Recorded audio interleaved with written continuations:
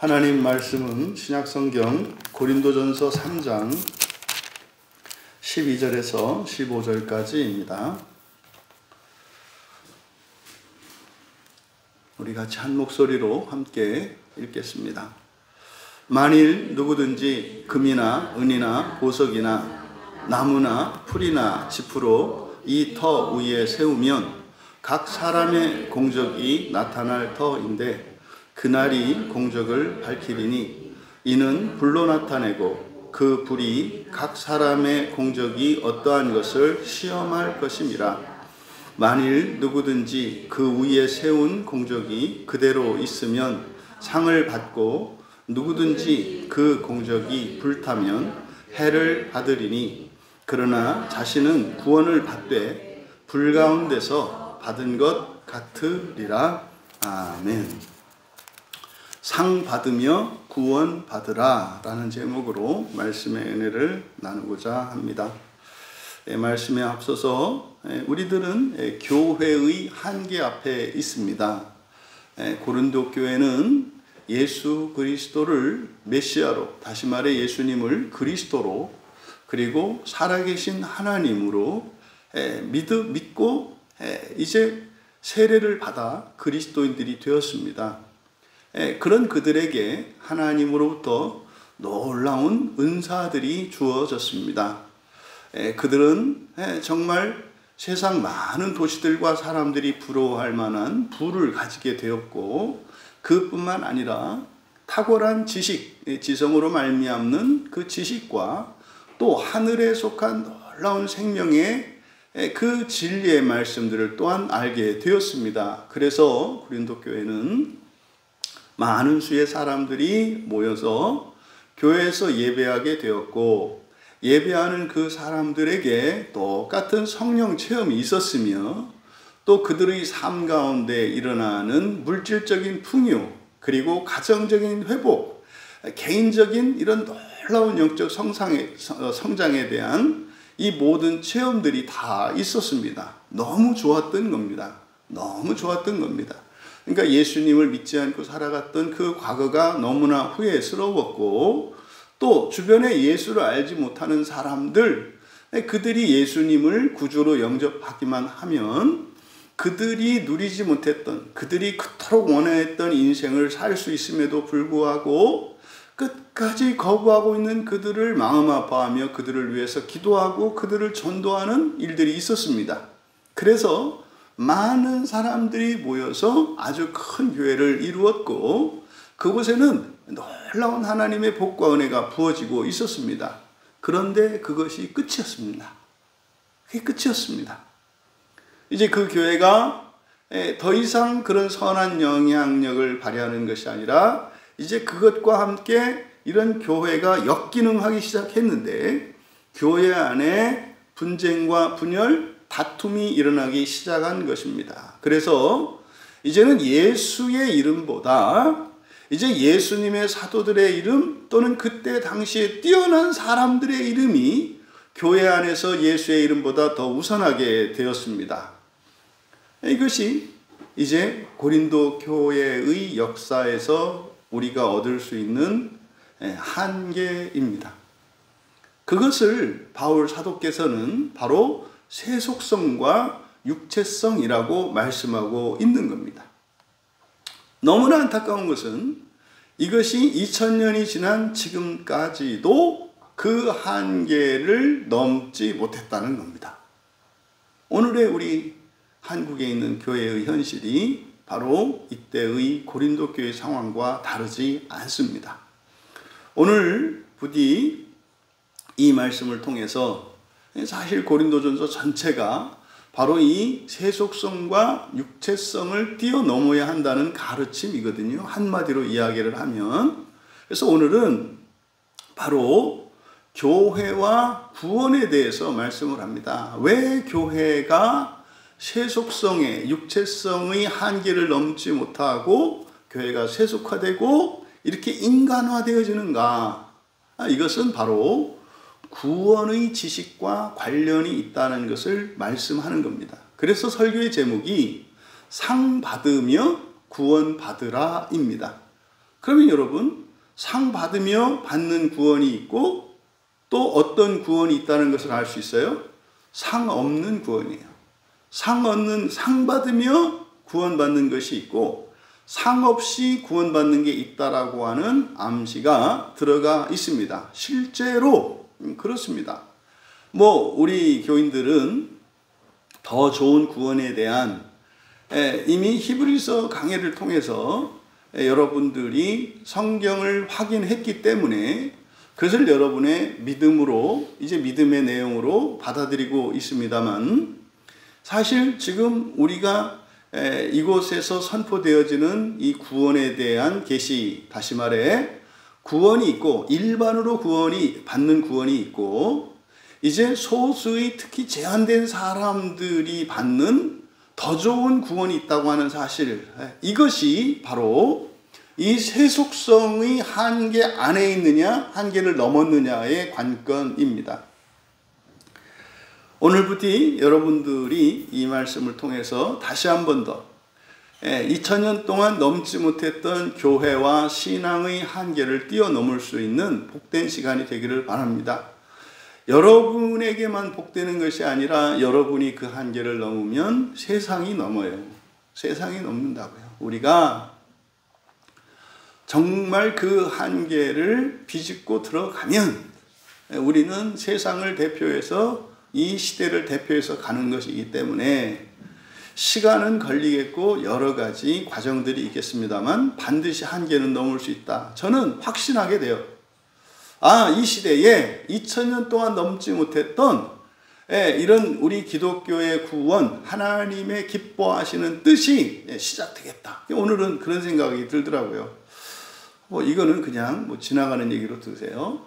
2000년 됐는데 사실은 2000년 동안 우리가 교회 안에서 이제 사람들에게 설교되어지고 가르쳐지고 그리고 세상 사람들을 향해 선포되었던 구원은 십자가의 대속으로 말미암는 구원이었습니다.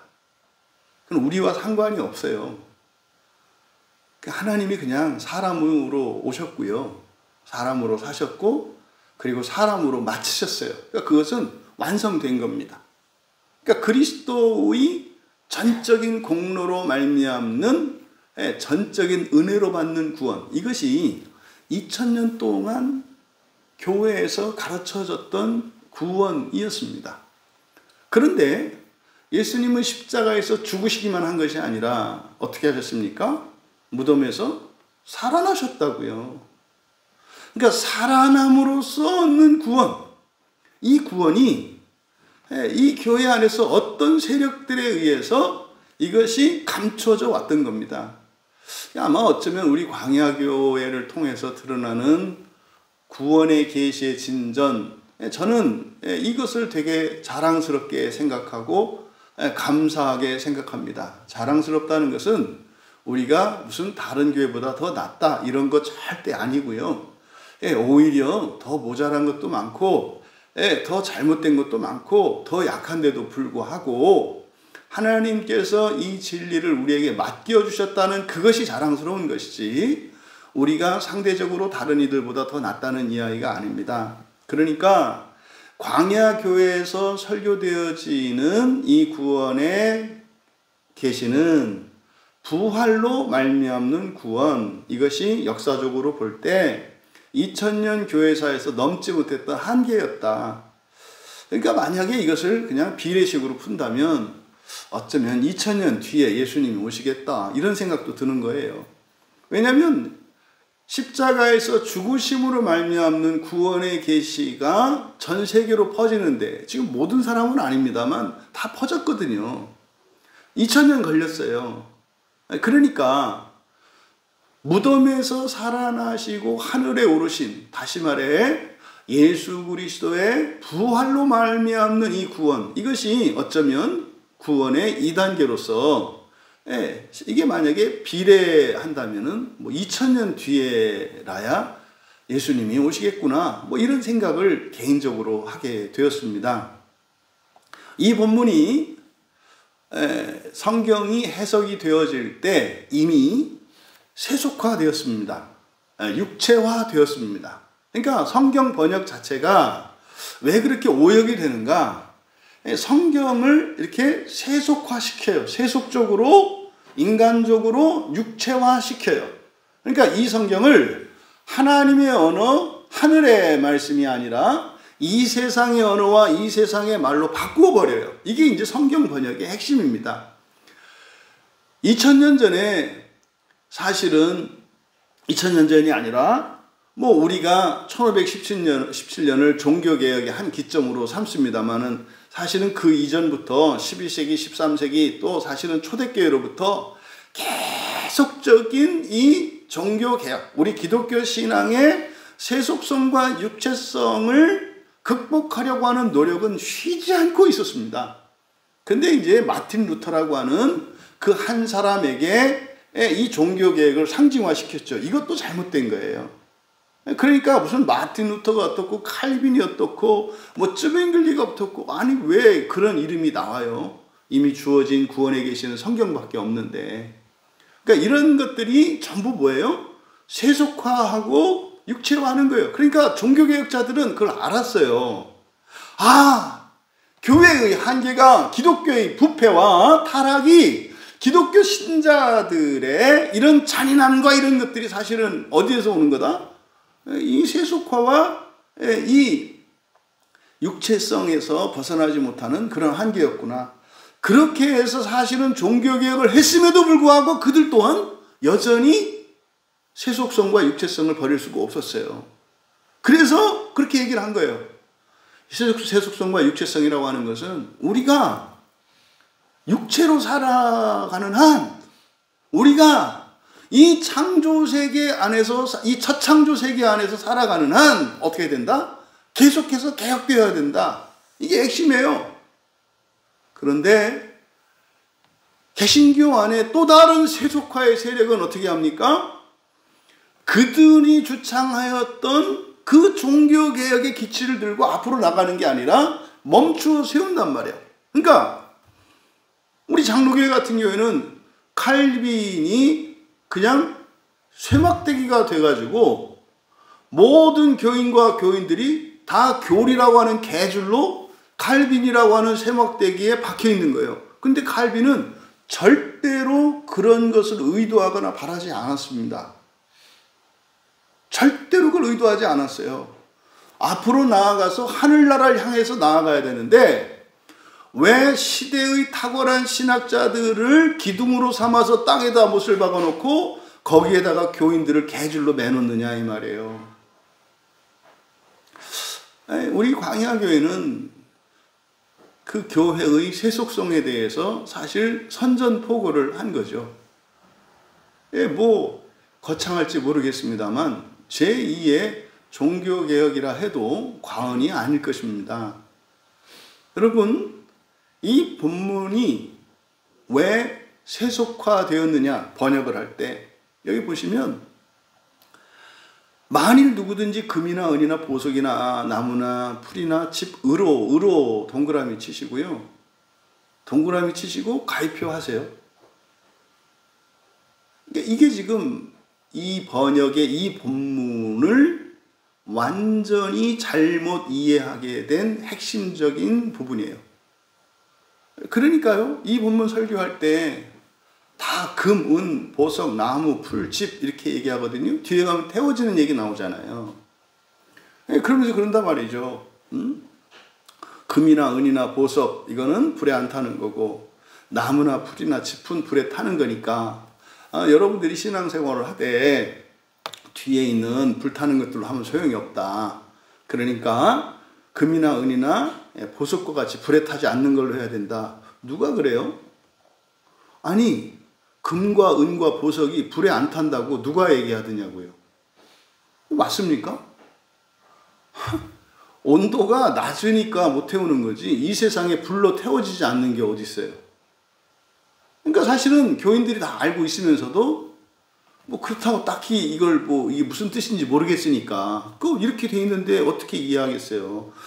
이것으로 이 터 위에 세우면 그러니까 똑바로 잘 세우라는 얘기겠구나. 그러니까 초점이 뭐예요? 무엇으로죠? 그러면 결론은 뻔해요. 믿음으로 뭐 이런 거 나오겠죠. 또 사랑으로 뭐 이러겠죠. 또 진심으로 뭐 이런 거 나오겠죠. 뭐 한마디로 뭔가 똑바로 뭐 이런 거 아니겠어요? 이게 완전히 성경을 이렇게 왜곡시켜 놓는 거예요. 전혀 그런 부분이 아니에요. 오히려 여러분들이 그동안 우리 광야교회에서 설교를 들으시고 여러분들이 듣고 배웠던 이 구원론에 대해서 일정 부분은 동의하지만 여러분들이 아직 100% 동의하지 않거든요. 그 틀린 것 같진 않은데 너무 우리만 얘기를 하니까 뭐 틀릴 수도 있지 않나 뭐 이런 게 있다 이 말이죠. 근데 성경은 계속해서 말씀해 주는 것 같아요. 진리는 뭐라 그랬습니까? 모든 사람에게 사실이고 항상 사실이고 불변하는 사실이고 영원하는 사실, 이게 진리라니까요. 나는 옳고 너는 틀리고 이건 진리가 아니에요. 그는 그냥 뭐겠어요? 사실이죠. 그러니까 사실은 나에게 사실과 너에게 사실은 다르다 이 말이에요. 그러니까 진리는 모두에게 옳은 거예요. 그럼 보세요. 오늘날 교회가 이렇게 서로 의견이 다르고 다투어요. 그러면 교회가 진리를 따르고 있습니까? 사실을 따르고 있습니까? 사실이에요. 상대적인 사실. 그러니까 그 사람들 말을 들어보면은 뭐 나름대로 일리가 있다니까요. 그런데 문제는요. 너와 나는 하나는 맞고 틀리고가 된다고. 그러니까 여기서 얻어야 되는 교훈. 우리가 진리를 쫓고 있지 않구나. 회개하고 돌이켜야 돼요. 우리가 진리를 쫓고 있지 않구나. 왜요? 진리는 모든 사람에게 옳은 것이라니까요. 진리는 언제나 옳은 것이라니까요. 지금뿐만 아니라 과거도 미래도 현재도 모든 시기에 모든 때에 모든 사람에게 모든 곳에서 영원히 옳은 것이 진리라니까요. 그러니까 진리 안에는 분열이 없어요. 분열이. 그럼 여러분들 이 세상을 보는 우리의 눈이 진리 안에 있다면 그냥 다양한 꽃들로 어우러져 있는 자연에 있는 경관과 같아요. 그래서 무엇은 뽑아 없애고 무엇을 더 키워야 되고 하는 것이 아니라 뭡니까? 있는 그대로의 아름다움을 볼 수 있게 되는 거예요. 이게 진리를 가진 사람의 세계관입니다. 부디 여러분들이 구원에 관한 그 진리를 분명히 깨달아 알 수 있게 되길 바라고, 이것이 여러분들의 인격성과 또 여러분의 과거와 미래와 현재, 그리고 여러분이 속해 있는 가족과 가문, 민족과 나라, 시대, 더 나아가 온 세상을 향한 하나님의 마음을 공감하고 품을 수 있는 은혜의 시간이 되기를 바랍니다. 그냥 설교 전체의 결론을 한마디로 이야기하면 구원이 다 같지 않다 이 말이에요. 그래서 어떻게 해요? 상을 받으면서 받는 구원이 있고 상 없이 불 가운데에서 받는 구원이 있다는 겁니다. 근데 지금 고린도 교회는 어떤 상황이라는 겁니까? 상 없는 불 가운데에서 얻는 구원을 향해서 살아가고 있다는 거예요. 그 원인이 뭐라고요? 세속성과 육체성이다.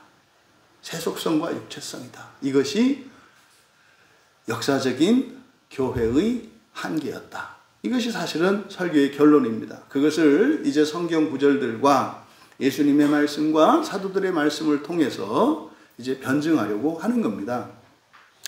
12절에 만일 누구든지 금이나 은이나 보석이나 나무나 풀이나 집을입니다. 집을 목적어예요. 이것이 전부 목적어입니다.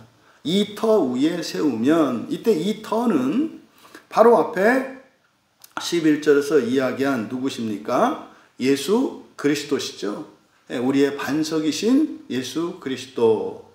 여기서 우리가 또 교회의 삼위일체를 볼 수 있는데요. 지금 지난주에도 앞에서 설명을 드렸습니다만 이 터라고 하는 말이 예수 그리스도께도 사용되고 그리고 사도들에게도 사용이 되고 그리고 교회가 그 위에 세워진단 말이에요. 그러니까 교회는 어떻게 이루어져 있습니까? 예수 그리스도라고 하는 근본적인 터, 그리고 사도라고 하는 부분적인 터. 그러니까 지구를 예수님으로 본다면 사도는 각 나라 영토라고 보면 된다 이 말이에요. 그러면 그 위에 서는 교회. 이 교회는 사실은 교인들의 총합이겠죠. 그래서 교회는 어떻게? 그리스도와 사도와 성도로 이루어진다는 거예요. 그러니까 예수 그리스도와 사도와 성도, 이것이 교회의 삼위일체의 한 양상이다라는 것을 가르쳐 줍니다. 그래서 예수님을 모퉁이돌이라고 했지만 머릿돌이다.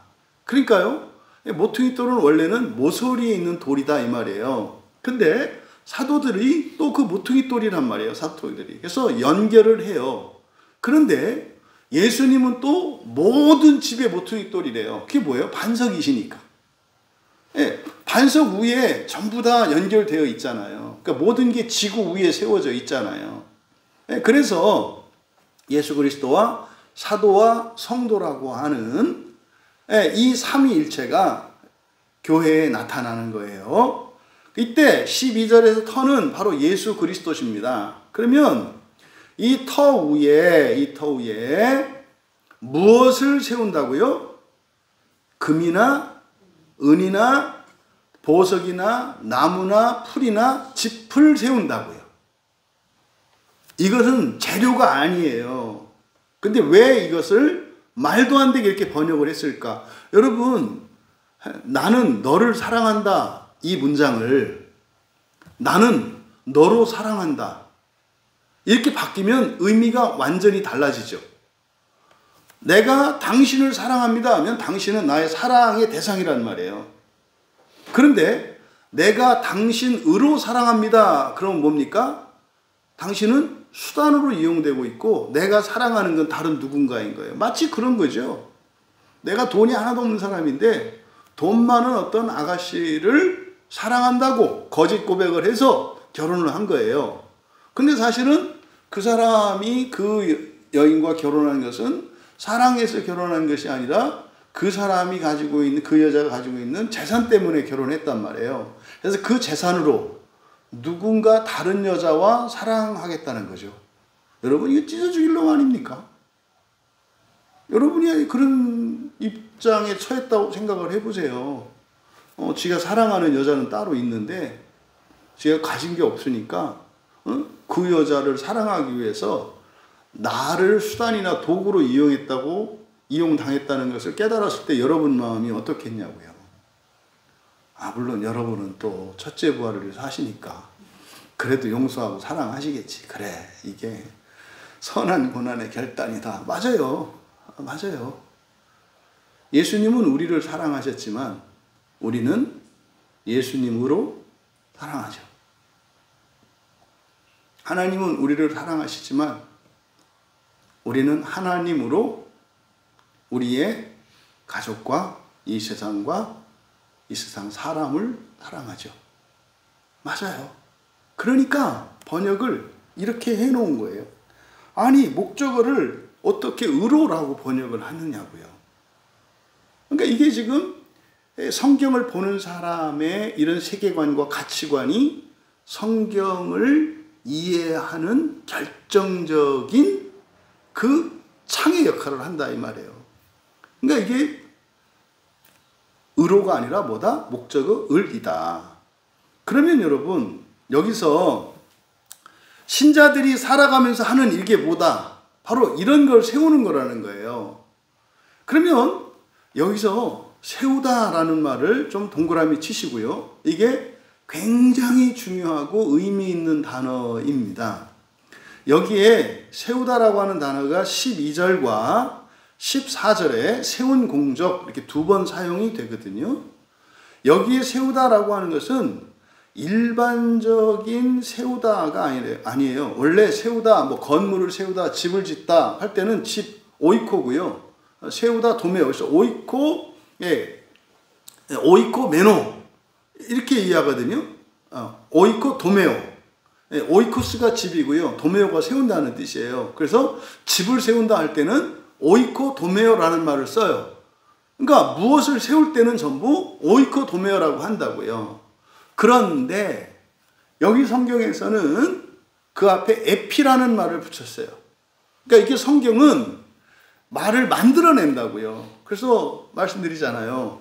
우리 교회에서 성경 번역을 하는 이유는 우리 민족과 사실은 국어를 발전시키고 성숙시키는 역할이에요.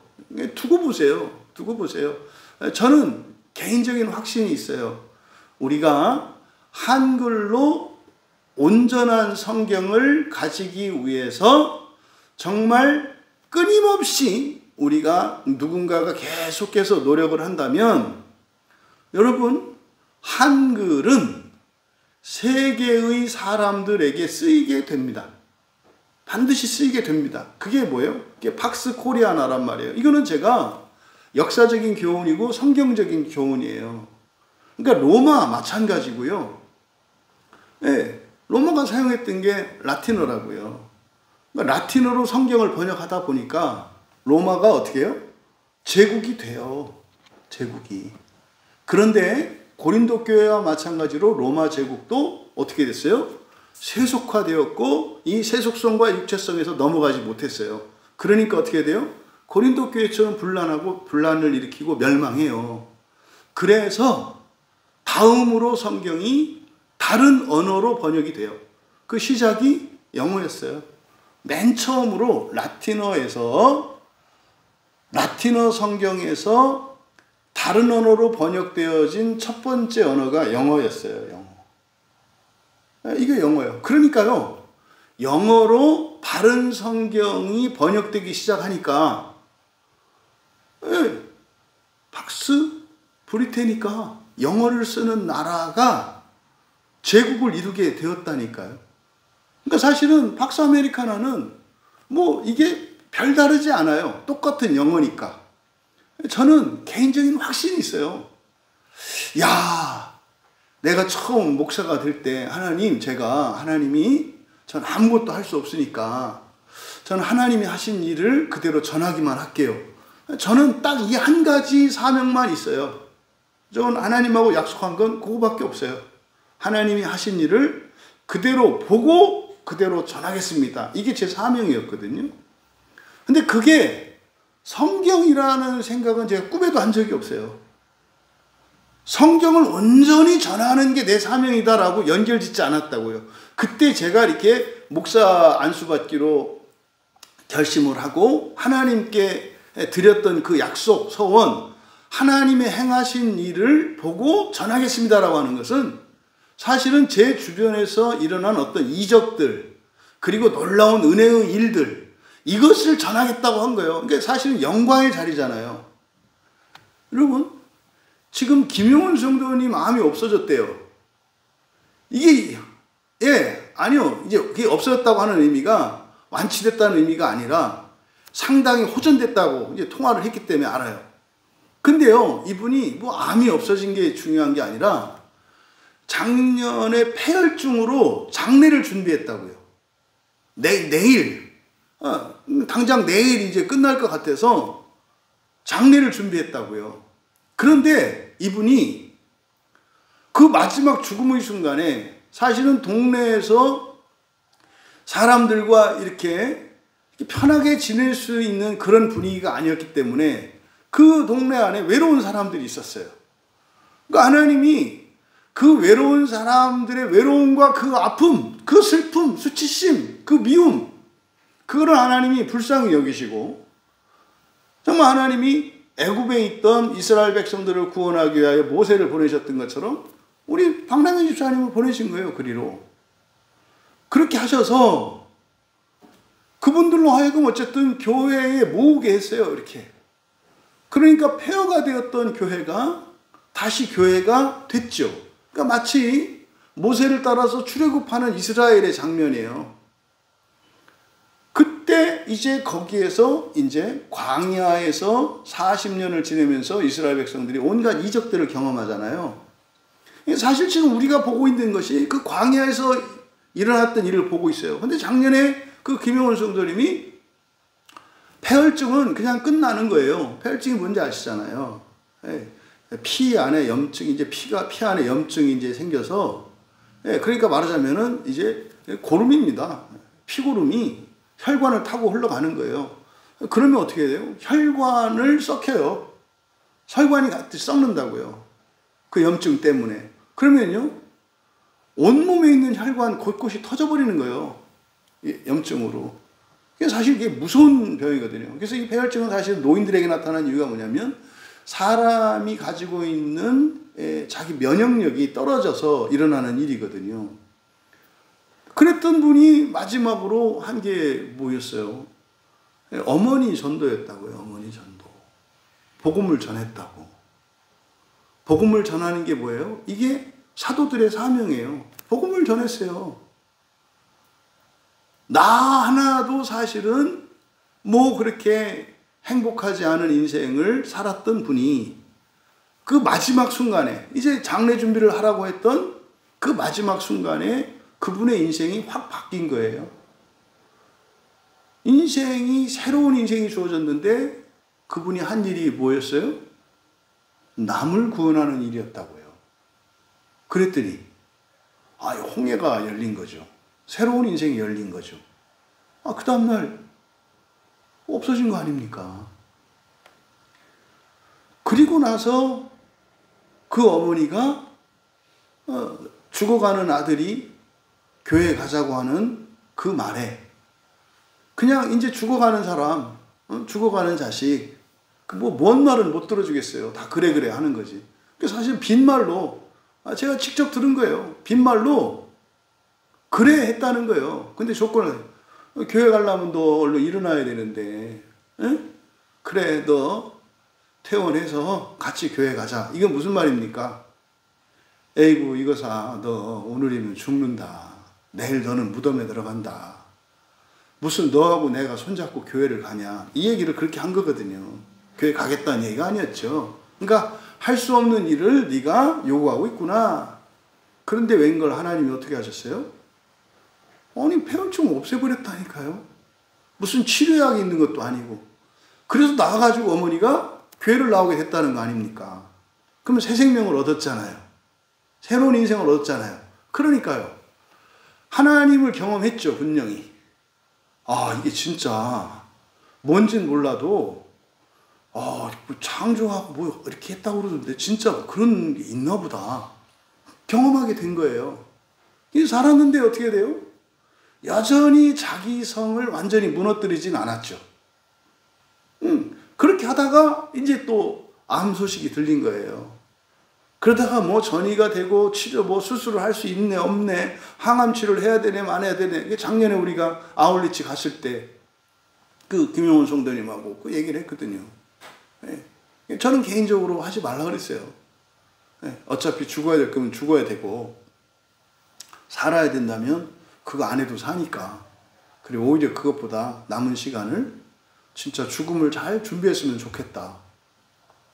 그런데 어쨌든 그 죽음에 대한 두려움이 있었죠. 왜? 여러분 아시죠? 어떤 무서운 일을 한 번 겪은 사람과 두 번 겪은 사람이 훨씬 더 무섭습니다. 김용훈 성도님은 이미 죽음 앞에 가봤다고요. 다시 설라니까 또 두렵다고요, 사실은. 그런데 되게 절망적이었던 것 같아요. 병원에 갈 때는. 어제 그제 오늘 내려가셨을 텐데 어제 그젠가 병원에 가실 때는 굉장히 절망적이셨대요. 왜냐하면 지난번에 수술도 할 수 없고 뭐 이제 이런 상황이었으니까. 그랬는데 괜찮다고 이제 호전이 됐다고 했다는 거 아닙니까? 암이라는 거는 원래 완치가 없는 거예요. 죽어야 완치되는 거예요. 무슨 말이냐면 암세포가 없는 게 완치 아니에요. 이 세상에 암세포가 없는 사람은 없어요. 암세포는 다 있는 거라고요, 누구에게나. 근데 중요한 것은 그 암세포들이 우리의 목숨을, 우리의 생명을 막 갉아먹고 무한대로 증식하는 거죠. 그 암세포들만 무한 증식하기 위해서 다른 거를 죽이는 거. 이게 마치 중독 현상하고 똑같다고요. 어떤 중독에 빠지면 그냥 그거 하나만을 위해서 가족이고 돈이고 건강이고 재산이고 양심이고 다 버리잖아요. 이 암이 그런 병이거든요. 그러니까 인간의 그 탐심이 나타나는 병이 사실 병도 아니에요. 암이었다고요. 그러니까 그분이 지금 이번 일을 통해서 또 한 번 넘게 될 거예요. 그게 사실은 뭡니까? 육체성과 세속성의 한계거든요. 그러면 정말 죽을 것이라고 했던 그 상태에서 하나님이 살려주셨다면 그때부터 그냥 주님 뜻대로 살고 사랑하면서 살고 이런 근본 감정들을 사랑으로 바꾸고 오히려 이전 같으면 누군가가 공격을 하거나 모욕을 하면 참지 못하고 분노하고 혈기를 올렸는데 이제는 사람들이 보기에는 바보 같은 사람이 돼서 그런 모욕을 받고 누명을 쓰더라도 그냥 그들을 위해서 눈물을 흘리고 기도하는 사람으로 되기를 바라시는 것 같아요. 저는 그렇게 될 거라고 하여튼 봅니다. 이런 일들이 사실은 우리들이 그 증거를 통해서 봤거든요. 그럼 여기서 왜 이 세우다라고 하는 이 말이 지금 굉장히 중요하다고 말씀을 드렸냐면 핵심이 이거라는 거예요. 요 앞에 에피에다가 오이코도메오에다가 에피를 붙여서 사실은 그러니까 오이코도메오가 무엇을 세우다라는 뜻인데 에피는 뭐뭐 위에라는 뜻이고 붙어있다는 뜻이에요. 이렇게 붙어있는 게 에피거든요. 그러니까 영어로 그러니까 이 헬라어를 이렇게 단어를 이렇게 만드니까 사실은 이걸 통해서 나라와 역사와 민족이 번영을 하고 세계를 구원하는 사명을 맡았다 그랬잖아요. 그러니까 지금 여기에 지금 사용된 에피 오이코데메오라고 하는 이 단어를 우리말로 만들어야 돼요. 이런 단어를 만들어야 된다고. 그러면 이 뜻이 뭐냐? 단지 세운다는 게 아니라 세우는 것과 또 하나의 의미를 부여한 거예요. 세우는 것과 또 뭐 하나? 붙어 있는 거예요. 이렇게. 무엇과 붙어 있는 것. 그러니까 세우는 게 중요한 게 아니라 세우면서 동시에 뭐 해야 된다는 거예요? 붙어 있어야 한다는 거예요. 붙어 있어야 한다는 거예요. 어디에? 이 터 위에 그랬잖아요. 그러니까 예수 그리스도와 붙어 있어야 한다 이 말이에요. 그러니까 누구든지 이 터 위에 붙어서 세워지면 이런 뜻이에요. 그러니까 여러분들이 가정을 세우시고 일터를 세우시고 나라를 세우시고 교회를 세우는데 중요한 일이에요. 근데 지금 바울 사도께서 고린도 교회가 세웠어요. 근데 지금 여기서 말하려고 하는 건 뭡니까? 붙어있지 않다 이 말이에요. 붙어있지 않다 이 말이에요. 그럼 여러분 보세요. 세속성은 어디에 붙어있는 겁니까? 땅에 붙어있는 거예요. 거룩성은 어디에 붙어있는 겁니까? 하나님 나라에 붙어있는 거예요. 어디에 붙어있느냐가 중요하다 이 말이에요. 그래서 세우는 것만 중요한 게 아니라 뭐가 중요하다? 어디에 붙어있는지. 그래서 두 가지가 다 중요하다 이 말이에요. 또 붙어있기만 한다 그래서 암세포처럼 죽이기만 하면 안 되잖아요. 암세포는 세우는 게 아니라 죽이는 거거든요. 또 세운다 그래서 붙어있다 그래서 암처럼 부수면 안 되고 또 뭐예요?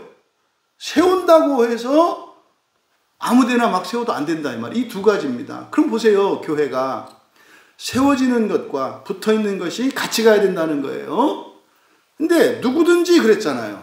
그러니까 여기서 세우는 건 누굽니까? 뭐가 세워져요? 앞에 있는 목적어가 이거라 했죠.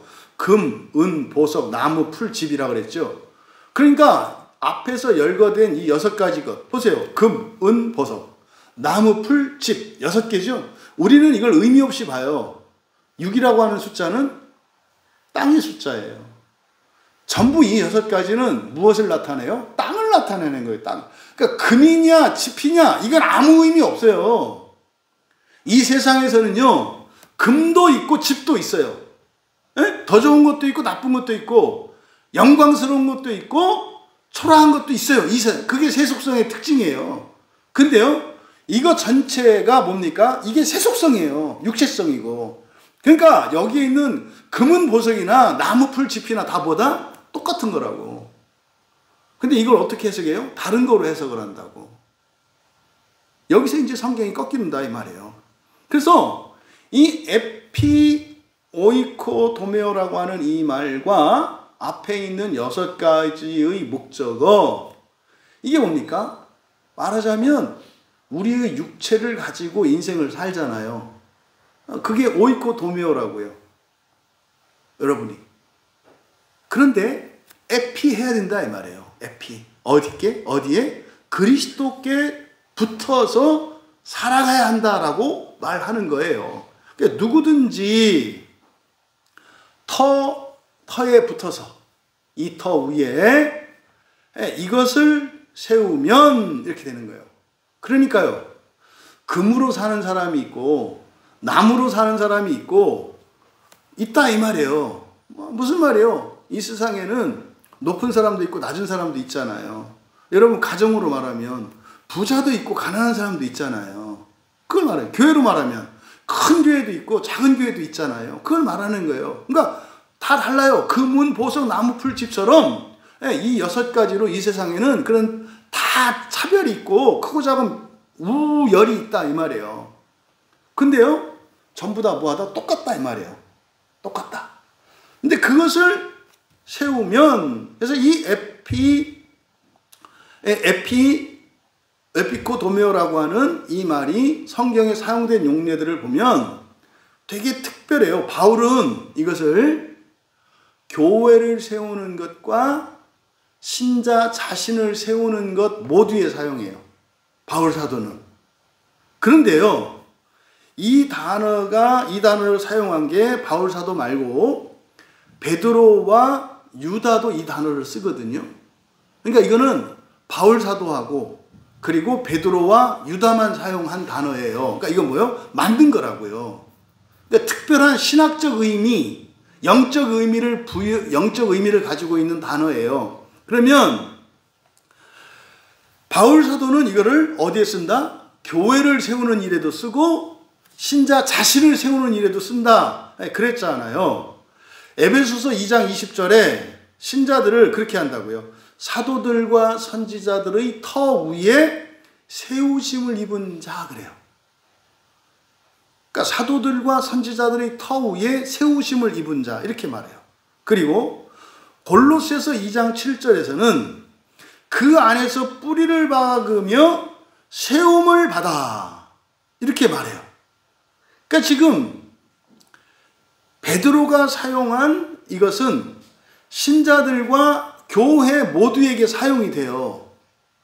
그래서 너희라고 할 때는 이 교회를 말하기도 하고 교회 안에 있는 신자들 한 사람 한 사람을 의미하기도 해요. 그런데 베드로 사도와 유다의 경우에는 이거를 신자의 성화에 사용이 됩니다. 그래서 베드로전서 2장 5절에 너희도 산돌같이 신령한 집으로 세워지고 이렇게 말해요. 왜 여기서 신령한 집이라 그래요? 성령이 거하는 처소이니까 우리가 보다 교회다 이 말이에요. 근데 여기서 베드로 사도께서 이 에피코도메오를 사용할 때 이 베드로 사도와 유다의 초점은 공동체로서의 교회보다 먼저 우선적으로 뭐예요? 한 사람 한 사람의 초점이 맞춰져 있어요. 그래서 신령한 집으로 세워진다 할 때 이때 신령한 집이 의미하는 것은 뭐예요? 나 자신이라고. 신자들 한 사람 한 사람이라고. 그러니까 너희들은 어떻게? 성령의 전으로서 너희들이 세워진다 이렇게 말한 거예요. 그런데 베드로 사도가 그렇게 말씀했는데 유다가 예수님의 동생이죠. 유다서의 유다는 예수님 동생입니다. 야고보와 유다 요 둘은 예수님의 친형제예요. 다른 이들은 사도들이지만 요 둘은 예수님의 형제입니다. 왜 그렇게 했냐면 예수님의 제자들의 편지와 예수님의 혈육 친형제들의 증언을 함께 담아놓은 거예요.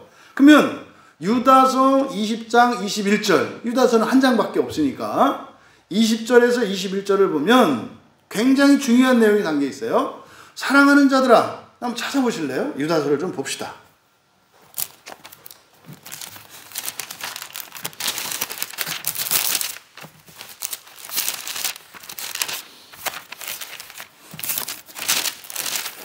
유다서 20절, 21절을 보시면 같이 읽겠습니다. 사랑하는 자들아, 너희는 너희의 지극히 거룩한 믿음 위에 자신을 세우며 성령으로 기도하며 하나님의 사랑 안에서 자신을 지키며 영생에 이르도록 우리 주 예수 그리스도의 긍휼을 기다리라.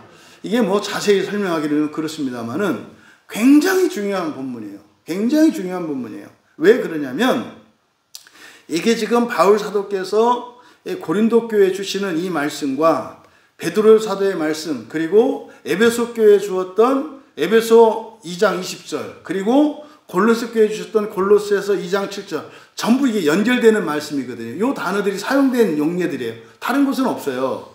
근데 유다서가 제일 중요하다고 여겨지는 이유는 성경의 뒤쪽에 있기도 합니다만은 이 내용들을 굉장히 종합해서 담아놓고 있기 때문에 중요해요. 너희의 지극히 거룩한, 유다서 20장 20절, 너희의 지극히 거룩한 믿음 위에 자신을 세우며 이렇게 돼 있잖아요. 여기서 바로 자신을 세우며 할 때 요 세우며 요게 바로 에포이코 도메오, 요게 바로 에피와 오이코 도메오의 합성어인 그 단어가 사용된 거예요. 근데 뭘 세운다고 돼 있어요? 자신을 세운다 이렇게 되어 있잖아요. 그러니까 자신을 세우는데 어떻게 세우는지를 설명하고 있어요. 우리말 성경은 거룩한 믿음 위에 그랬습니다만 이게 역격이기 때문에 역격은 누구누구에게 또는 무엇무엇으로라고 번역될 수 있어요. 근데 이거를 위에라고 번역할 수는 없어요. 그러니까 여기도 번역이 잘못되어 있다고요. 그러니까 뭐요? 믿음으로예요. 믿음으로. 지극히 거룩한 믿음으로 자신을 세운다. 그러니까 우리 자신을 뭘로 세운다? 믿음인데 믿음 앞에 거룩한을 붙였어요. 믿음은 여러분 거룩한 믿음이 있고 그냥 믿음이 있거든요. 제가 이렇게 물을 마셔요. 믿음으로 마시죠. 이때 믿음은 거룩한 믿음 아니에요. 이 세상에도 믿음이 있다 이 말이에요. 여러분 친구 간에도 믿음이 있잖아요. 부모와 자식 간에도 믿음이 있잖아요. 이건 그냥 믿음이에요. 이 세상에 다 믿음으로 이루어져요. 근데요, 거룩한 믿음 했을 때 이 거룩한은 뭐겠어요? 세속성에 차별화되어지는 하늘에 속한 것을 말해요. 그래서 거룩한 믿음이라고 하는 것은 한마디로 말하면 여러분들이 하나님 나라를 믿고요, 여러분의 부활을 믿는 거예요. 그러니까 이거를 거룩한 믿음이라고 했다고요. 그러니까 거룩한 믿음으로 자신을 세우는 거래요. 그러니까 자신을 세우는데 뭘로 세운다? 거룩한 믿음으로 세운다. 거룩한 믿음은 뭐다? 부활과 하나님 나라를 믿는 거다. 내가 부활해서 신이 된다는 것, 내가 부활해서 하나님 나라에서 창조하며 산다는 것, 이게 거룩한 믿음이라고 해요. 또 성령으로 기도하며, 여러분 성령으로 이렇게 도구로 말할 수 없어요. 하나님, 아까 그랬죠? 우리는 하나님을 사랑하는 게 아니라 하나님으로 사랑하면 안 됩니다 그랬잖아요. 그러니까 성령님을 도구로 만들면 안 되죠. 이때는 이게 전치사 n인데 안에서 또는 무엇으로 해석할 수 있어요. 여기서는 성령 안에서라고 해야죠. 성령 안에서 기도하며 하나님의 사랑 안에서, 이때 하나님의 사랑할 때 하나님은 관사가 없어요. 그러니까 신의 사랑이죠. 신의 사랑이 뭡니까? 예수님의 세계명 안에 있는 서로 사랑하는 거예요. 예수님처럼 서로 사랑하는 게 신의 사랑이에요. 그리스도인의 사랑은 이런 거거든요. 이게 신의 사랑이에요. 그러니까 신의 사랑 안에 있는 자신이에요. 그러니까 우리가 어디 있어요? 신의 사랑 안에 있다고. 그러니까 우리가 서로 예수님처럼 서로 사랑할 때라야 우리가 된다 이 말이에요. 그래서 신의 사랑 안에 있는 자신이에요. 그러니까 우리 자신을 세워가는데 무엇으로? 거룩한 믿음으로. 그 다음에 우리가 어때요? 신의 사랑으로, 또는 신의 사랑 안에 있는 우리를 우리가 세워가는 거라는 거예요. 그런데 영생에 이르도록 우리 주 예수 그리스도의 긍휼을 기다리라. 이 긍휼이라고 하는 것이 구약 성경의 헤세드라고 해요. 헤세드의 핵심적인 개념은 뭡니까? 하나님이 시작하시고 하나님이 완성하신다는 거예요. 이게 언약적 신실함이라고 그랬죠. 언약은 원래 쌍방이 지켜야 그것이 이루어지는 건데 사람이 어겼을지라도 하나님이 이루시게 하는 것, 실패가 없게 하는 것, 이게 헤세드고 이게 긍휼이거든요. 우리 주 예수 그리스도의 긍휼을 기다리는 것.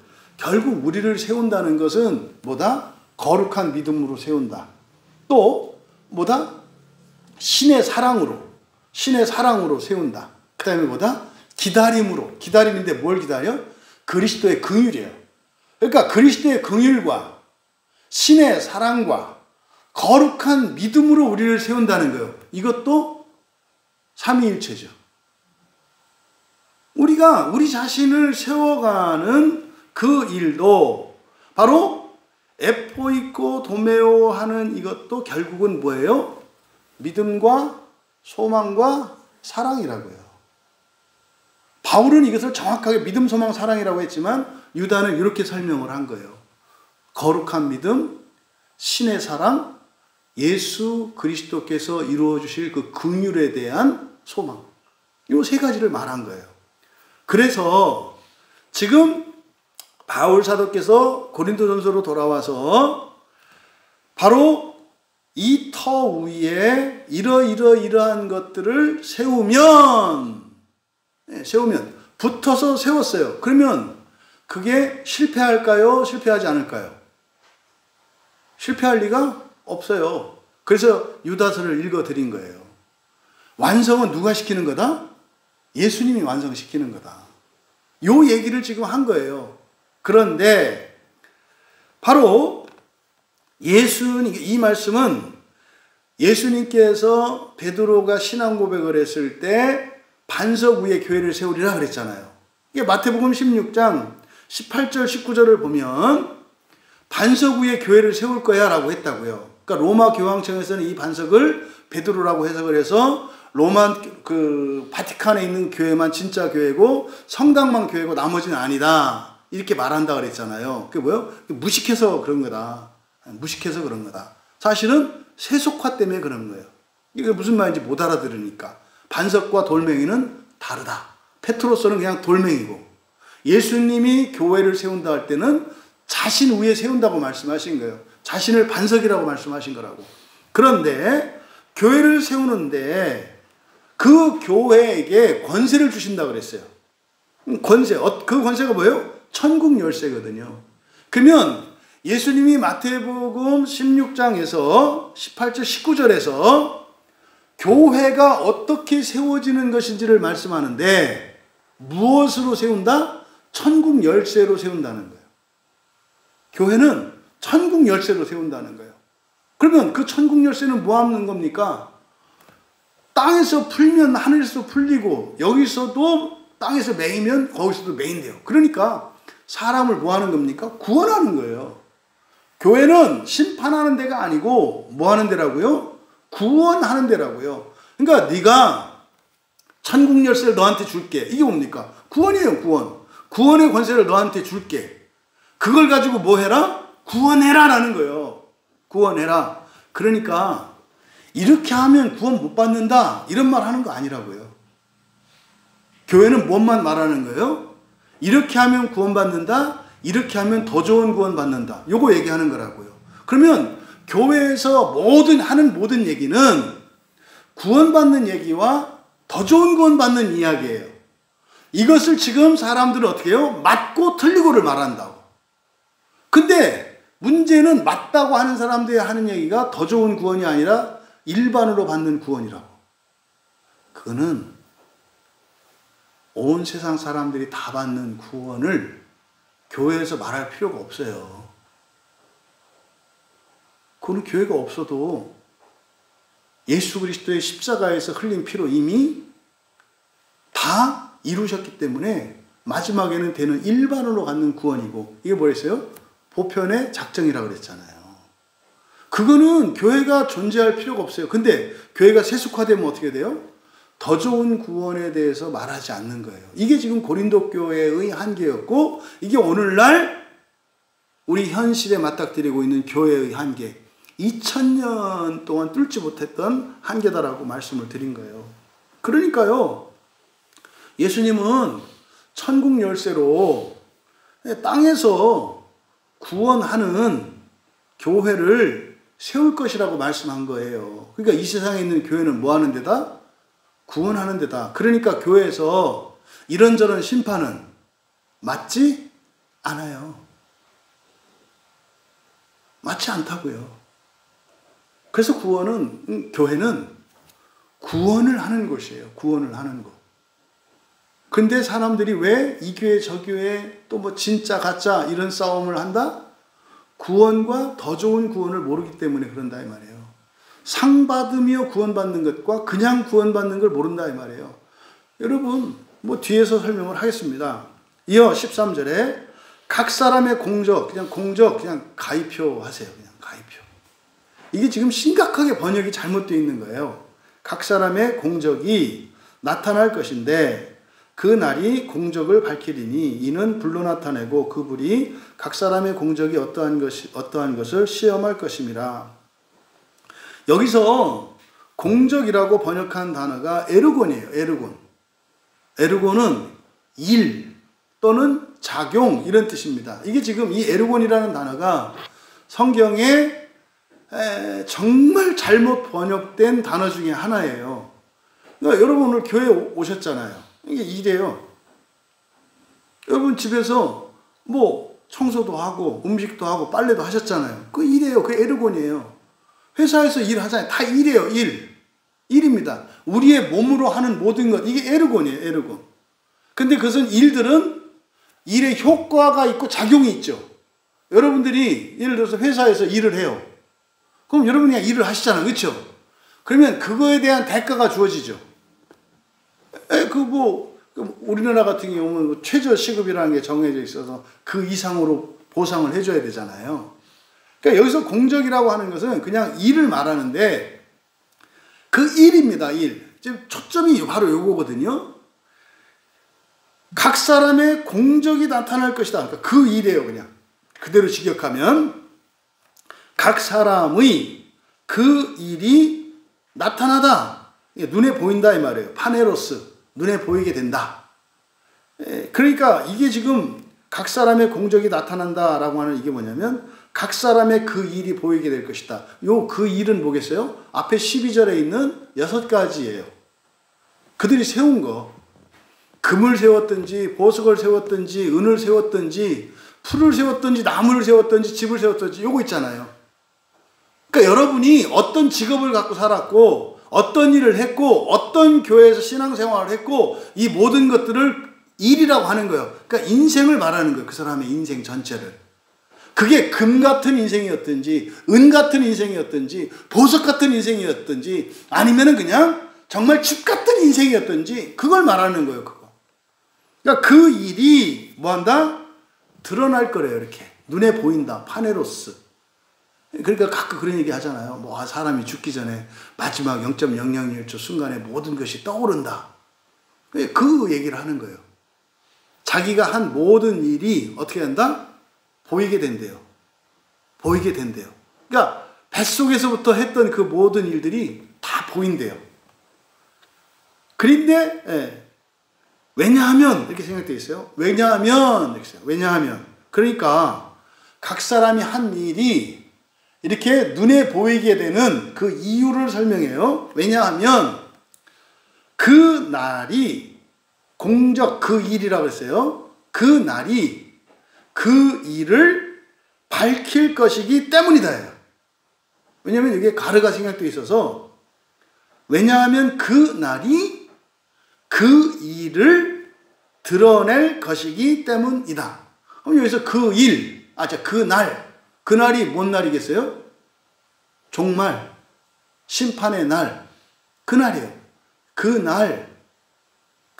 그러니까 그 심판의 날, 주의 날, 여호와의 날, 그 날에 우리가 살았던 인생 전체가 다 드러난다는 거예요.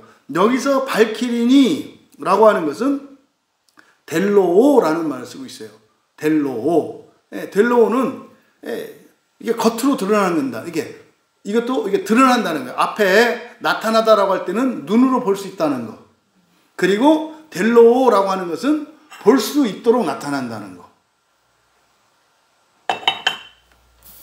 또 이는 여기도 왜냐하면이에요. 여기 호티거든요. 왜냐하면, 그러니까 그날에 왜 그렇게 드러나게 되느냐? 왜냐하면 그것이 불로 드러나게 될 것이며, 그 불 자체가 공적이죠. 그 일이에요. 각자의 일이 어떤 종류의 일인지를 시험할 것이기 때문이다. 그럼 여기서 어떠한 것이라는 게 무슨 뜻이에요? 어떠한이라는 게 앞에 12절에 있는 금인지 은인지 보석인지 이거를 드러낸다 이 말이에요. 그럼 여러분 여기서 이제 오해되는 거예요. 금과 은과 보석은 안 타고 뒤에 있는 건 탄다. 그러니까 그날 시험 때에 타지 않을 것으로 여러분들이 해야 된다. 뭐 이따위로 말을 한단 말이에요. 그게 아니라요. 여기서 지금 사실은 3장에서 다뤄지고 있는 주제가 뭐라 했어요? 세속성이라 그랬죠. 앞에 있는 이 6가지는 다 어떻게 된다는 거예요? 불에 타서 없어진다는 걸 말을 하는 거예요. 당신이 목사였든지 간에 사람들한테 성인이라고 추대받을 만큼 인격적으로나 신앙적으로나 뛰어난 목사, 그리고 수천만 명에게 복음을 전하고 회개시켰던 목사, 기적과 이적을 일으켰던 목사였거나 아니면은 정말 교회 안에서 무시당하고 홀대당하고 그리고 가진 것도 없고 배운 것도 없고 힘도 없어서 그냥 평생 동안 교회에서 예배드리는 게 늘 빚진 마음으로 하나님 은혜에 감사할 수밖에 없었던 가장 작은 자와 같은 신자였던 거나 똑같다는 거예요. 뭘로 보면? 육체성으로, 세속성으로 보면 다 그거는 뭐한다? 불에 타서 없어질 거다 이 말이에요. 어떤 사람이냐, 어떻게 살았느냐, 무엇을 했느냐, 어떤 업적을 세웠느냐, 이거는 다 뭐다? 그 하나님의 불에서 남을 게 하나도 없다고 지금 13절에서 말씀하는 거라고요. 이 불은 세상에 있는 불이 아니에요. 여호와의 불이라니까요. 여호와의 불은. 여러분, 태양에 던져서 타지 않을 게 어디 있어요? 이 지구상에 있는 것 중에. 금과 은과 보석이 아니라 다이아몬드를 태양에다 던지면 안 녹나요? 다 녹아요. 근데요, 태양이 제일 뜨거운 거 아니라니까요. 태양보다 더 뜨거운 불이 있어요. 우주에 있는 가장 뜨거운 불보다 더 뜨거운 불이 뭐예요? 여호와의 불이에요. 여호와의 불. 그러니까 13절에서 말씀하는 것은 인간적으로, 그러니까 육체적으로, 세속적으로 하는 모든 일은 그날 가면 뭐하다? 남는 게 있다 없다? 없다는 걸 지금 13절에서 설명하는 거예요. 그러면 13절에서 우리가 얻어야 되는 교훈은 뭐예요?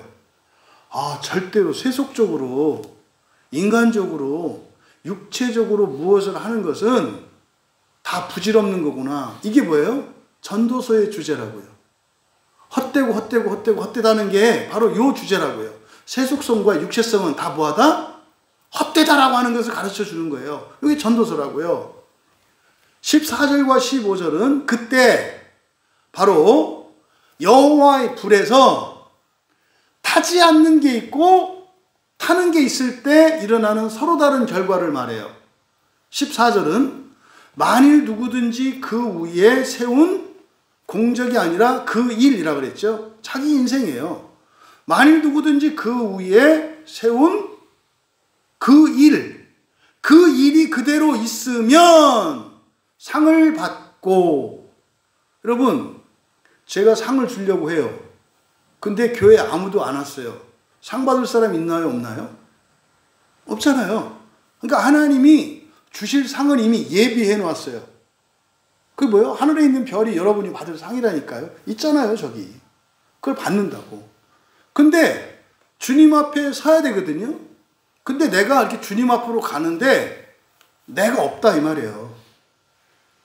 인생을 교회 열심히 다니고 뭐 이렇게 뭐 헌금도 하고 구제도 하고 선교도 하고 하나님 말씀을 지키면서 그냥 나름대로 살고 했는데 주님 앞에 이렇게 딱 가는 순간 점점점 내가 없어져. 여호와의 불에 이렇게 딱 갔는데 내가 없어.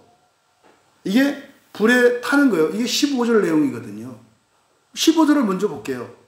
누구든지 그 일이 불타면 해를 받으리니 그러나 자신은 구원을 받되 불 가운데서 받은 것 같으리라. 15절은요. 모든 사람이 구원을 받는다는 얘기예요. 모든 사람이 구원을 받는다는 게 고린도전서 3장 15절 말씀의 핵심이에요. 그런데 누가 그러니까 15절에서 받는 구원은 어떤 구원이에요? 불을 통과하는 구원이에요. 불을 통과하는 구원. 그러니까 불을 통과하는 구원이 뭐겠어요? 지옥을 거치는 거겠죠. 지옥을 거치는 거예요. 그러니까 불을 통과하여 그렇게 되는 구원이거든요. 그러니까 누가 그렇다?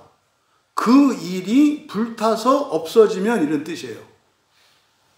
저는 여러분들이 인생을 살았을 때 불타서 없어지지 않는 무엇이 있기를 바라요.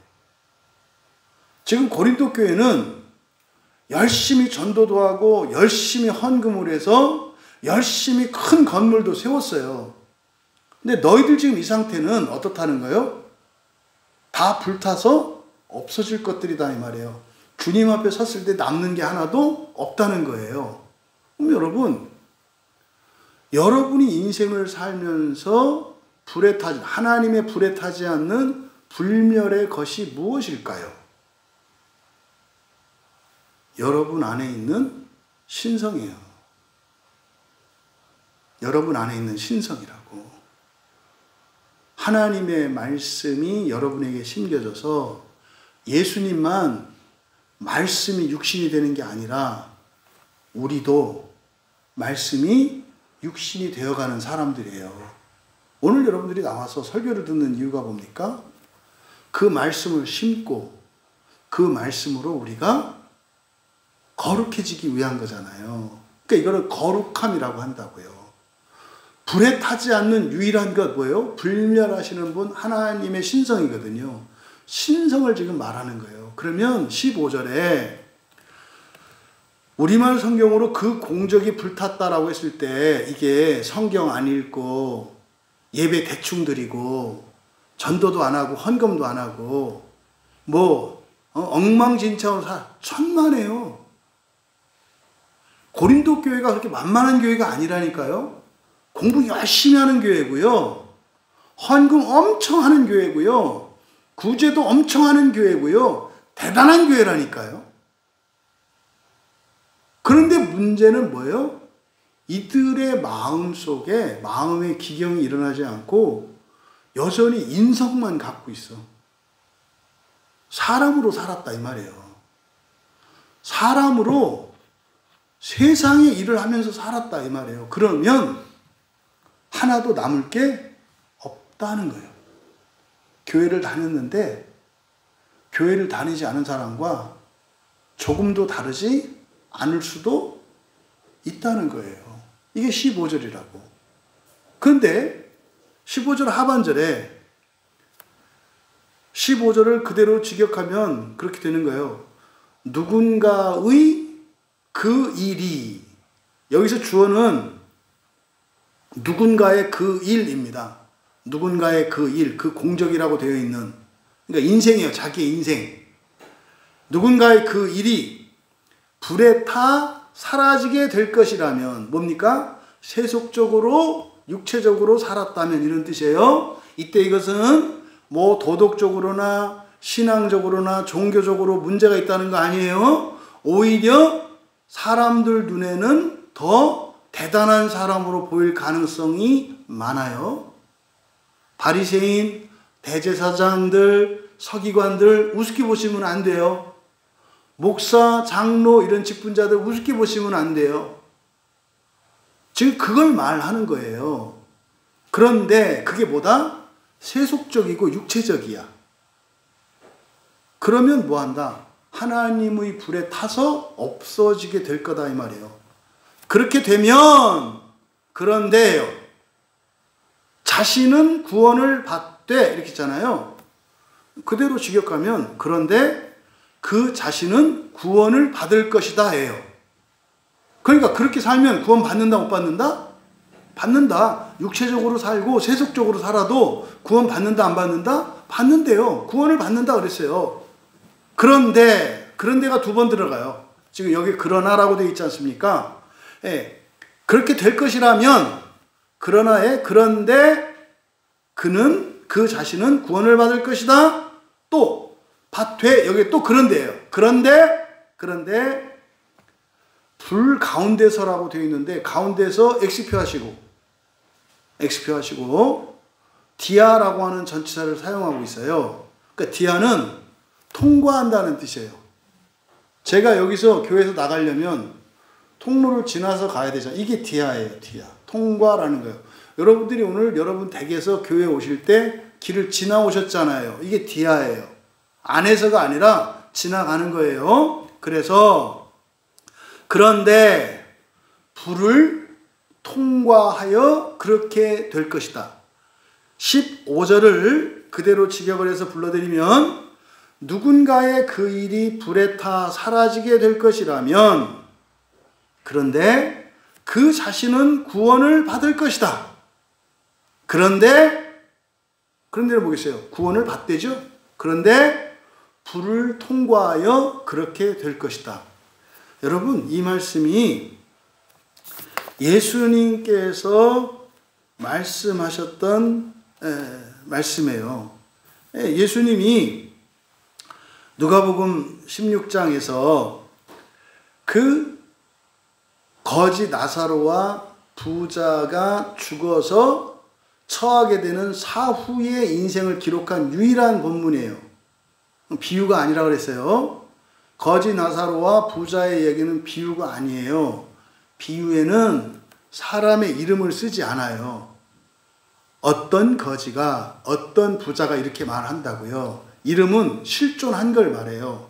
그러니까 죽고 난 뒤에 사후 세계에 대해서 누가 아느냐? 우리가 알아요. 성경이 예수님께서 성경에 기록해 놓으셨거든요. 그래서 그 누가복음 16장에서 나오는 26절에서 28절에 걸쳐서 예수님께 주신 중요한 내용이 있어요. 그게 바로 뭐냐면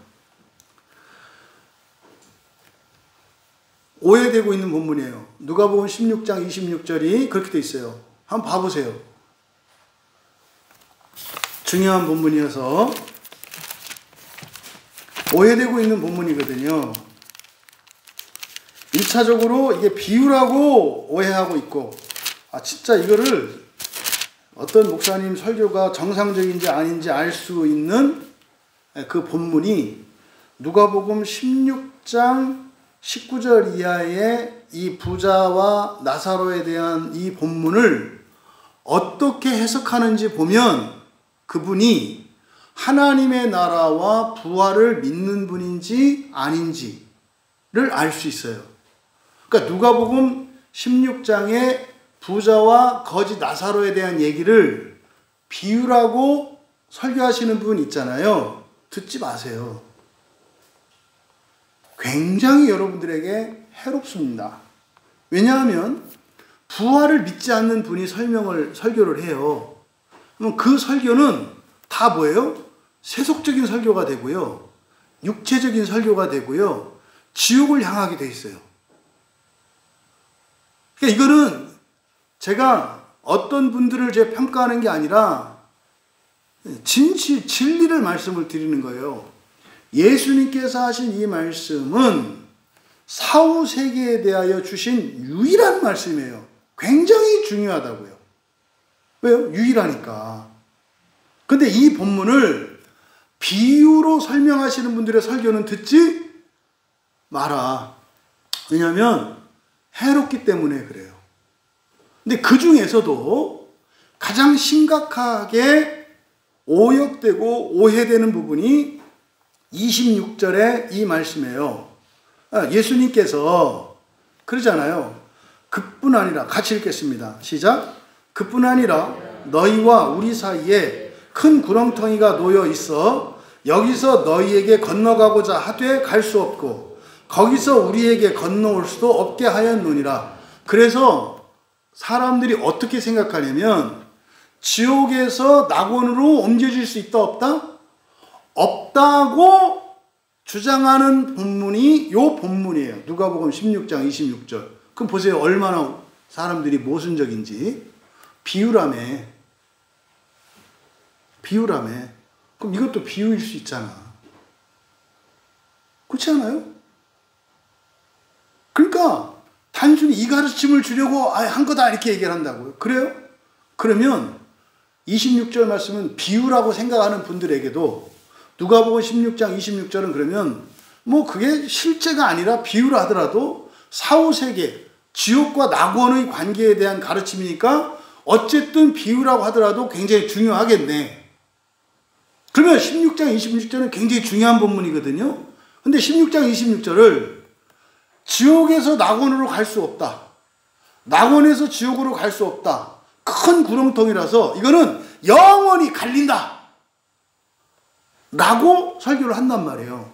근데 말입니다. 저 같은 목사들은, 정상적인 목사들은 성경 원문을 헬라어로 보면 이게 그런 뜻이 아니라는 것을 다 알 수 있어요. 여기에 누가복음 16장 26절 앞에 여기서 너희에게 건너가고자, 여기는 낙원이에요. 낙원. 그러니까 여기서 너희에게, 이 너희라고 하는 것은 지옥이에요, 지금. 낙원에서 지옥으로 건너가고자 할 때 갈 수 없고, 건너갈 수 없다 이 말이에요. 근데 여기서 건너가다라고 하는 것은 뭐냐면 통과해서 걸어가다라고 되어 있어요. 디아바이노거든요. 걸어서 거기 갈 수가 없다 이 말이에요. 왜요? 너무 뜨거워서 걸어서 갈 수가 없다. 디아바이노라고요. 디아바이노. 그리고 거기서 우리에게 건너올 수 없다 할 때 거기는 지옥이고요. 우리에게가 낙원이에요. 그러니까 그러니까 낙원에서 지옥으로는 걸어서 갈 수 없고, 지옥에서 낙원으로는 디아페라오예요. 디아페라오는 통과해서 지나가는 게 아니라 유월하는 거예요. 이해되시죠? 여기에 사용된 단어가 걸어서 통과하다와 그를 건너뛴다라고 하는 두 가지 말이 사용됐어요. 그것은 뭐 역으로 말하면 어떻게 돼요? 거기서 지옥에서 낙원으로 오려면 어떻게 해야 된다? 걸어서 통과해서 와야 된다 이 말이에요. 지옥에 들어간 사람은 걸어와야 돼요. 그런데 낙원에서 지옥으로 갈 때는 걸어서 지옥의 고통을 겪으면서 가는 게 아니라 어떻게 간다고요? 유월에서 갈 수 있다고요. 그러니까 예수님이 지옥에 내려가셨잖아요. 그때 예수님은 지옥을 걸어서 통과해서 가신 게 아니라 어떻게 했다? 유월에서 가셨다고. 그런데요, 지옥에 가신 건 틀림없어요. 유월에서 가셨다고. 그러니까 누가복음 16장 26절은요, 지옥에서 낙원으로 올 때는 걸어서 와야 되고, 낙원에서 거기로 갈 때는 날아서 갈 수 있다는 본문이에요. 예수님의 가르침은. 그것이 예수 그리스도께서 장차 어떻게 지옥에 가게 된지를. 근데 사실은 걸어서 지옥을 지나가는 것은요, 죗값을 받는 거거든요. 근데 예수님은 십자가에서 당신의 죽으심으로 이 모든 것을 다 하신 거거든요. 그래서 지금 여기 15절에 불 가운데서가 아니라 불을 통과하여 라고 한 것은 뭐다? 아하, 사는 동안 세속적으로 육체적으로 살았던 사람들, 이거는 그리스도인도 예외가 아니에요. 그 사람의 종교가 상관이 없어요. 그러니까 세속적으로 살았던 사람들, 육체성에서 벗어나지 못했던 사람들은 전부 지옥에 가서 지옥을 통과해서 구원을 받게 될 거라고 말씀을 한 거예요. 그러니까 이 세상에 구원받지 못할 사람이 있다 없다? 없다는 거라니까요. 근데 바로 앞에 14절을 이제 거슬러 올라가면 그 위에 세운 그 일이 그대로 있으면 그랬어요. 그대로 있으면은 뭐겠어요? 이게 경건함과 거룩함으로 살아온 거죠. 이게 뭐냐면 여러분이 마음 기경을 해서 여러분 안에 생긴 신성이에요. 자기가 살아온 일, 한 일 다 없어지고요. 하나님의 불에 태워지지 않을 것은 뭐밖에 없어요? 신성밖에 없다고요. 많고 적고가 아니에요. 여기서 뭐 했어요? 만일 누구든지 그 위에 세운 그 일이 그대로 있으면, 여러분이 여기서 말씀하는 것은 여러분이 금으로 살든 은으로 살든 보석으로 살든 나무 앞으로 짚으로 살든 상관없다. 중요한 것은 뭐다? 짚이라 하더라도, 짚을 세웠다 할지라도, 다시 말해 가난한 사람으로 배운 것도 없이 힘도 없이 그리고 한 것도 없이 받은 예배만 드리고 은혜 받으면서 살았다 할지라도 그 사람이 마음을 기경해서 신성을 가지고 있다면 14절이에요. 그 공적이 그대로 있으면 요거라고. 15절. 목사, 가장 위대한 목사로 살았고 수천만 명을 결신시켜서 예수 믿게 했고 어마어마한 교회들을 세웠고 엄청나게 사람들에게 존경을 받으며 살았다 할지라도 그 안에 신성이 없으면 이렇게 되는 거라고요.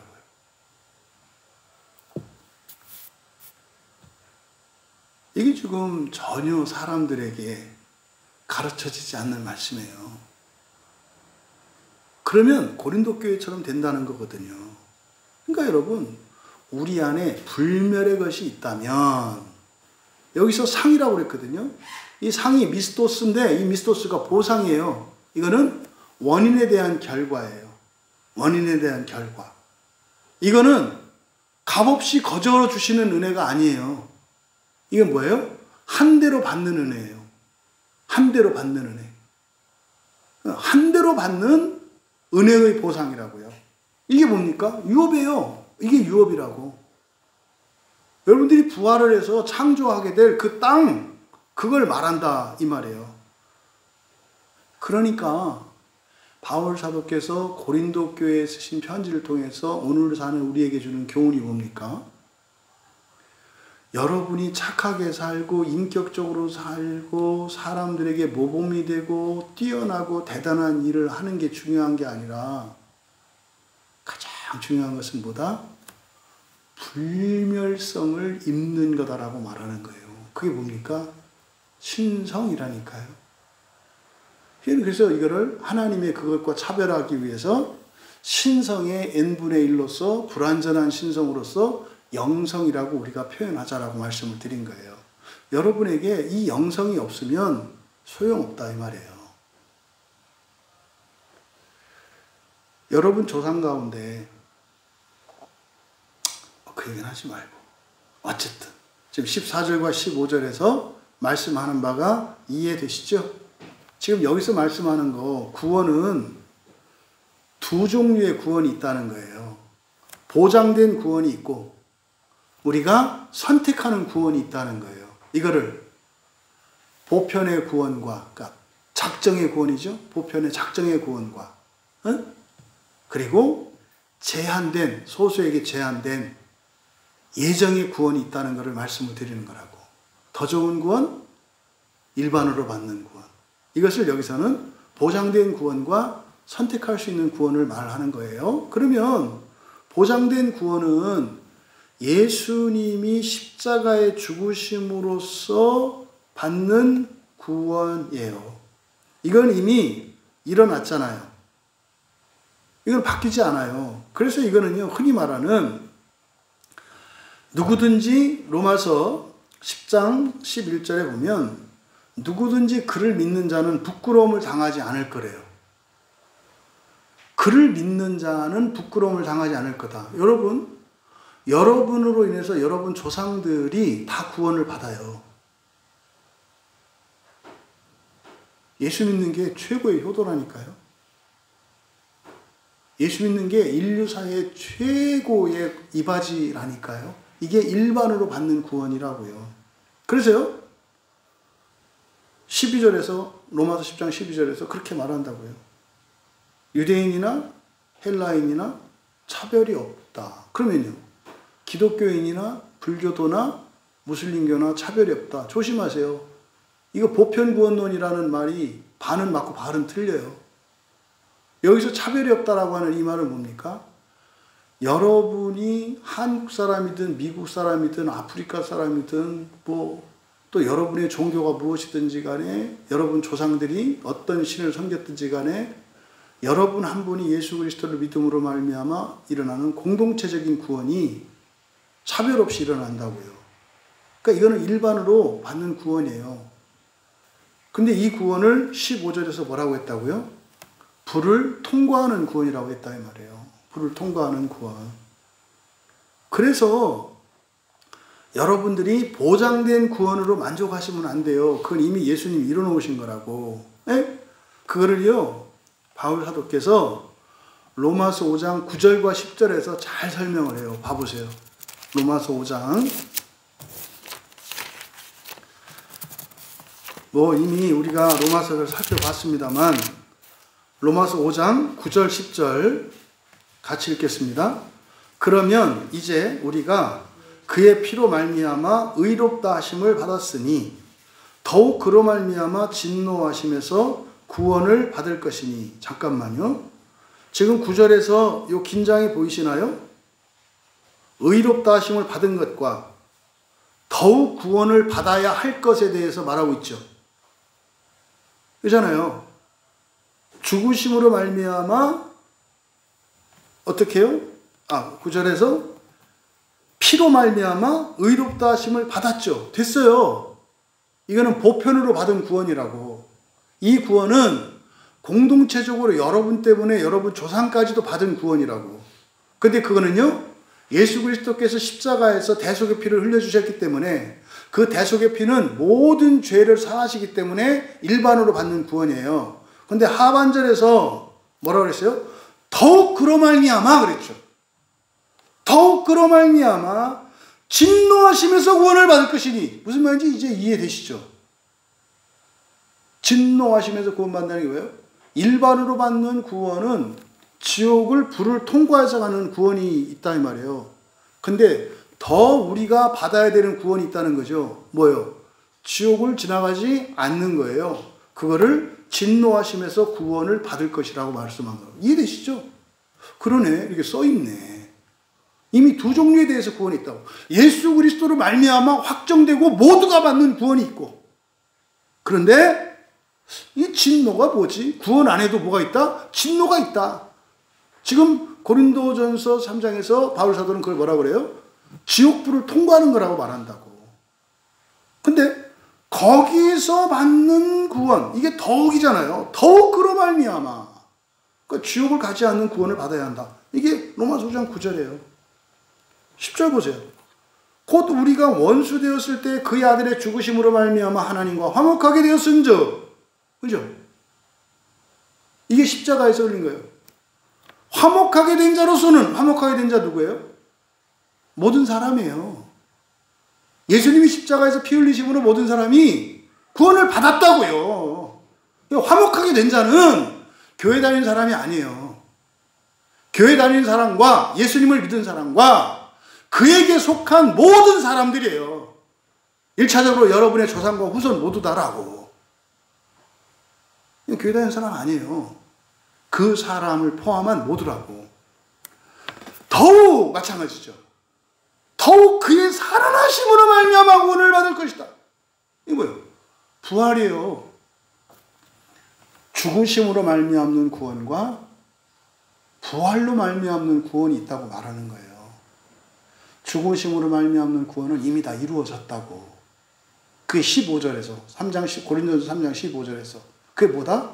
근데 지옥은 거쳐야 한다 이 말이에요. 뭐 하지 않으면 세속성과 육체성을 벗어버리지 않으면. 그러면 부활로 말미암아 얻는 구원이라는 게 뭐겠어요? 바로 성령을 받아서 성경 말씀으로 성령과 함께 우리 마음을 기경해서 불멸의 본성을 가지는 일이에요. 여러분이 성경을 얼마나 읽었느냐, 기도를 얼마나 하느냐, 예배는 얼마나 참석했느냐, 여러분들이 얼마나 인격적이냐, 얼마나 뛰어나냐, 이거는 다 세속적인 거고 육체적인 거라니까요. 그 아무것도 아니라고 말하는 게 아니에요. 큰 일인데 사실은 여러분 자신의 그 마지막 날, 그날을 생각하면서 사셔야 된다. 그렇게 한들 마지막 날에 가서 여러분의 마음이 기경이 되지 않아서 인성만 여전히 가지고 있다면 다 소용없다 이 말이에요. 그러면 고린도 교회와 같은 일이 일어난다고 말씀을 하시는 거예요. 여러분, 바로 선택할 수 있는 구원, 하나님 나라를 유업으로 받는 구원이죠. 더 좋은 구원을 목표로 살아가시는 여러분 되시기 바랍니다. 그래서 이미 십자가의 대속의 피로 구원을 얻은 우리는 사랑하심으로 말미암는 더 좋은 구원을 위해서 살아가야 한다. 이거를 로마서 9장 26절에서는 남은 자만 받는 구원이라고 하고, 예수님께서 좁은 문으로 들어가는 구원이라고 한다 이 말이에요. 이거를 또 뭐라 그래요? 심판을 면하는 영원한 생명의 부활이라고 하죠. 생명의 부활. 그러면 불을 진화로 맞는 구원을 심판의 부활이라고 하고, 이거를 요한계시록 20장에서 뭐라고 한다? 첫째 부활이라고 한다. 그래서 이 천년왕국, 요한계시록에서 얘기하는 그 첫째 부활에 들어가서 세상을 창조하는 거, 이거를 첫째 부활, 1등 부활이라고 한다. 여러분, 의인의 구원과 경건하지 않은 자의 구원이 있어요. 베드로전서 4장 18절과 19절에서 그렇게 말씀해요. 의인이 겨우 구원을 받으며, 의인이 어떻게 한다고요? 겨우 구원을 받는다. 사실은 받을 수 없는 건데 받는다. 왜? 은혜로 받는 거기 때문에. 그래서 공로가 될 수 없어요. 근데 의인이 어떻게 겨우 구원을 받았을까요? 마음 기경을 해서 본성을 바꿨다 이 말이에요. 신성을 갖는 거, 여러분들이 부활과 하나님 나라 소망을 갖는 게 어마무시한 일이라니까요. 이게 의인이 겨우 받는 구원이라고요. 그렇다면 경건하지 아니한 자와 죄인은 어디에 서리요? 구원은 정해졌는데, 경건하지 않은 자, 경건하지 않다는 것은 세속적인 사람을 말해요. 죄인은 뭐예요? 회개하지 않는 사람을 말해요. 어디에 서리요? 그들은요, 바로 불을 통과하는 구원을 얻겠죠. 그래서 여러분, 하나님 뜻대로 고난을 받는 자들은 또한 선을 행하는 가운데 그 영혼을 미쁘신 창조주께 의탁할지어다. 똑같은 말씀이에요. 무엇을 위해서 살아라? 사는 동안 본성의 변화를 위해서 살아라. 얼마만큼은 중요하지 않다. 사실은 자기 자신에게는. 여러분에게 하나님의 불로 태워지지 않는 것이 있다면, 이것의 핵심은 뭐다? 부활과 하나님 나라 소망이다.